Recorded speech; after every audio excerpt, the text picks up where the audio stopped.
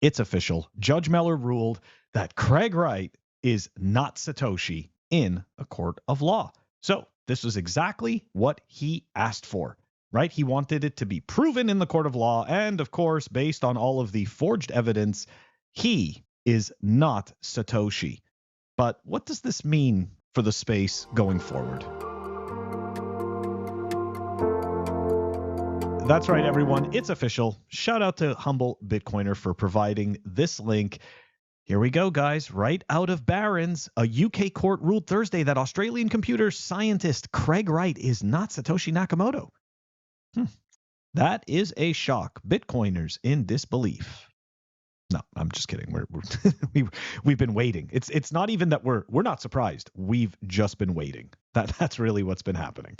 And of course, for Hodl Anot, which I believe his case is coming up now in the UK. He already won his case in Norway, but of course he's being countersued by Craig in the UK. And obviously, this ruling against Craig Wright by Judge Meller does not bode well for him against Hodl Anot. So of course, we wish the Space Cat all the luck in the world. I'm sure that he is getting closer to Cloud 9 at this point.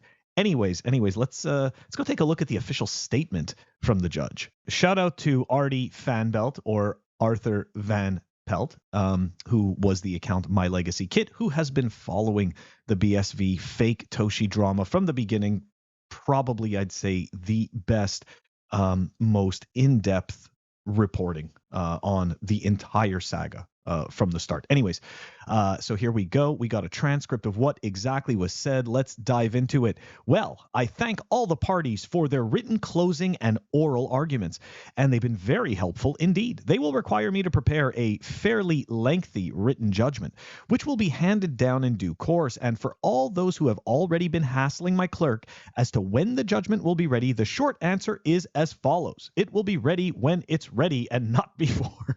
However, having considered all the evidence and submissions presented to me in this trial, I've reached the conclusion that the evidence is overwhelming.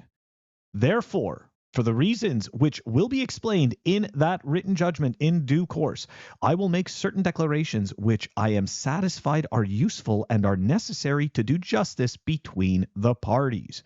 First, that Dr. Craig Wright is not the author of the Bitcoin white paper. I'm just going to read that again because it's cathartic. Dr. Craig Wright is not the author of the Bitcoin white paper. So it doesn't matter what revisionist phony, self-proclaimed historian Kurt is going to say. None of it is fucking true because in a court of law, judge, looking at all the evidence, has decided Craig Wright is not the author of the Bitcoin white paper. How sweet it is. Anyways, second, Dr. Wright is not the person who adopted or operated under the pseudonym Satoshi Nakamoto in the period 2008 to 2011. We're going to say that again because it is also cathartic. Dr. Wright is not the person who adopted or operated under the pseudonym Satoshi Nakamoto in the period 2008 to 2011. So every single one of these fucking liars in BSV, okay, all of these people are totally wrecked and coping. It's just disgusting. I don't even understand how people fell for this shit. But again, it's cathartic, and we appreciate being able to read this. Anyways, third, Dr. Wright is not the person who created the Bitcoin system. Again, Dr. Wright is not the person who created the Bitcoin system. That's right. BSV idiots. He is not the person who created Bitcoin. Okay? You guys, you all got fleeced. You all got scammed. You bought a story you thought was the best story. And you were wrong because it wasn't the best story. It also wasn't the accurate story. And fourth, he is not the author of the initial versions of the Bitcoin software. I'm going to say that one more time. He is not the author of the initial versions of the Bitcoin software. That's right. Craig Wright is not Satoshi. BSV is not Bitcoin. Okay? He had nothing to fucking do with it. He's a grifter. And you got grifted by him. Any further relief will be dealt with in my written judgment. I will extend time for filing any appealance notice until 21 days after the form of order hearing, which will be appointed following the hand down of my written judgment, and I ask the parties to seek to agree an order giving effect to what I have just stated. So I'm afraid for any further information, you'll need to wait for that written judgment. Now, what can we expect? We can expect exactly what we're seeing. I've explained this in the past. Many Bitcoiners have explained this throughout time. Shit coins do not die. For instance, when an equity, okay, like when we'll say like when a stock, okay, can't fulfill its requirements for a stock exchange, or for an index, or let's say nobody is willing to trade the stock, right? This is where we get into strange situations like over-the-counter stocks and pink sheets, where essentially they only exist because people want to buy and sell them. There is no exchange that actually supports them. So the whole reason I'm explaining this is because in shitcoins, right, when a shitcoin dies, it becomes a zombie. It just stays alive. And the people that grift with it can continue to grift with it. So I think that people should prepare themselves for the inevitable shifting of the goalposts, which had already been happening, right? Like we've already seen messaging indicating that, well, if Craig Wright loses this in court and they determine he's not Satoshi, it's because it's a giant conspiracy in order to keep Craig Wright down and to make it so that BSV can't be the real Bitcoin. Like, look, they've been doing these mental gymnastics. It's no surprise. So here we go. This has been a pretty vocal account out of the BSV idiot clan. And here we go. Craig may not have been declared Satoshi, but BSV is still Bitcoin. So you see, these people, they're never going to stop. They are truly, I mean, I obviously want to be mean and just say they're mentally ill, but really they're just disingenuous people that are just fleecing other people to make money. Like that's really all it is. But you could see there is no honest discussion. There is no, you know what, we realized that we backed a fraud and we made a mistake and we apologize, but they can't do that because that's an admittance of failure. And people like this are usually not introspective enough to realize that they're full of shit. So anyways, but it continues, right? Because we obviously want to know what the biggest supporter of CSW, what Calvin Ayer, that's what I call him. Walton makes fun of me for saying that, but okay, his real last name is Ayer, but I say Ayer. Let's see what Calvin had to say. So right away, cool. Yeah, I'm sure it's real cool, huh, bud? Hundreds of millions of dollars down the toilet, a decade, and you're fucking wrecked. So cool. Now Craig is not Satoshi in law, but that's what he wanted to. Okay. He is still the world's foremost expert in enterprise blockchain. We're going to talk about that for a second. I know he is Satoshi, but this is moot. So again, the mental gymnastics, they are not giving up. So it doesn't matter that they did not have enough evidence to prove beyond the shadow of a doubt that Craig is Satoshi. It doesn't matter that they didn't have this, okay, that they couldn't prove this. He's still Satoshi. Bless their hearts.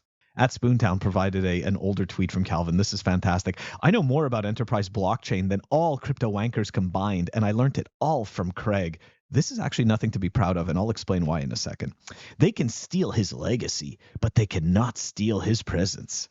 The fucking delusion and the mental gymnastics are just hilarious. Okay, so let's talk about enterprise blockchain. I've discussed this 1,000 times before.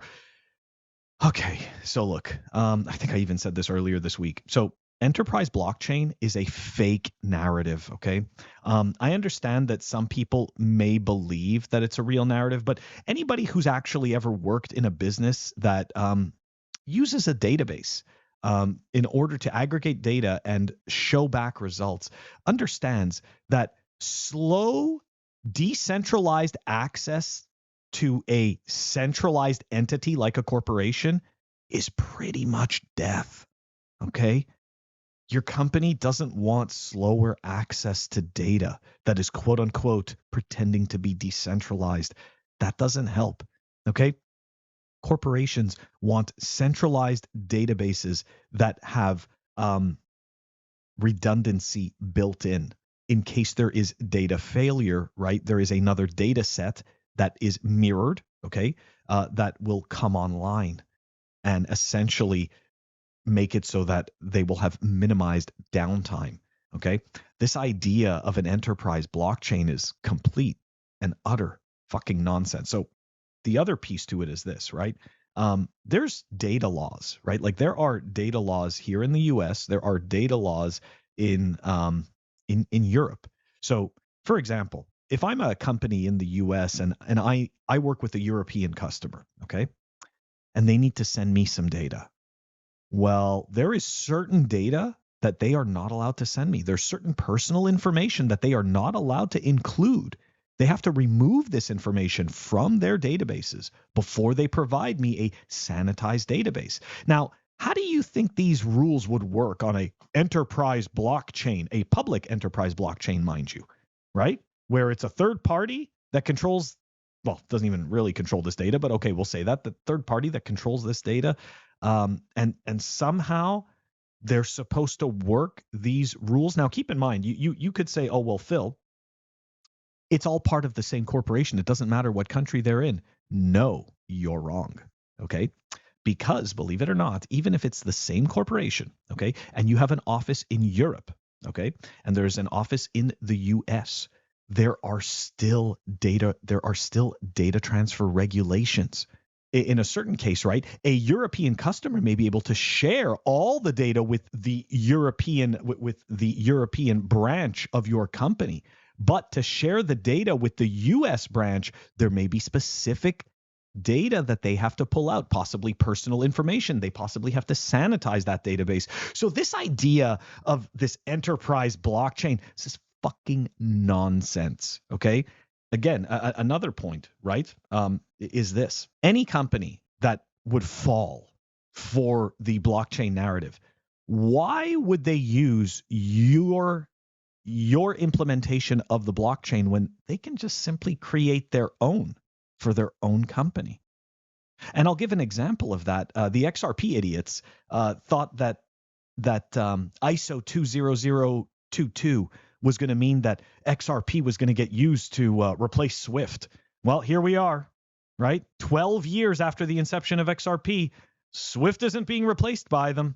No, it isn't. Now, they are implementing the ISO 20022 open standard, which any corporation can build. They can all create software products to that standard and get approved by the ISO corporation. So again, didn't need their token, just build your own. Guys, look, the BSV stuff is not going to go away. I've already seen the multiple pivots of narratives. Okay, you're already seeing the enterprise blockchain thing.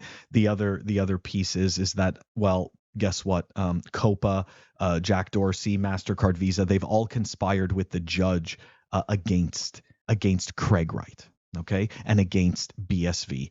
I also saw this other ridiculous narrative that Jack Dorsey somehow spearheaded the Lightning Trust chain in order to defame BSV, which is, anybody who was here at that time knows that that's complete nonsense. I was one of the let's say one of the first 30 participants in the Lightning Trust chain. I saw that thing from its inception.